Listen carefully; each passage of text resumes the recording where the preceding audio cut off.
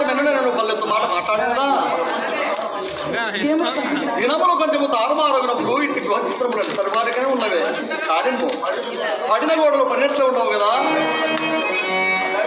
దైవమంతులకే ఈ పూట అతను తరసులు చేసినాడు.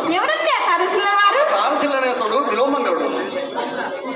విలోమంగళుడు అనగా ఏంటి ఆవలా నేను ఇందాక తెలుపబోగా పూర్తిగా అందించారు కావు. అబ్బబ్బా జరుగుతున్నా కదండి, చెప్పండి. విలోమంగళుడన ఏంటి ఆవలా కొత్తగా కర్మాగారములు, కార్యస్థానములు, మేడలు, మిద్యలు కట్టుకొని జీవించుతున్న వాసుదేవమూర్తి గారు కుమారుడు. నేను చూసినంత గాలి కాదు ఏమండి, మీకంటే ఎర్రగా పుష్టిగా చాలా అందంగా ఉంటారు ఆయనే కాదు. అవునవును, నీవెప్పుడు చూసినవి? నేనెప్పుడు చూడమేనండి, మన గోపాల స్వామి కొల్లి చూశారు. వారు చాలా భాగ్యవంతులైన వాడుగా ఏమాత్రం ఆస్తిపాస్తులు ఉంటాయా అని. సుమారు 40 లక్షలకు అని నా నమ్మకం. అమ్మయ్యో 40 లక్షలే? రాకుందాం వినము.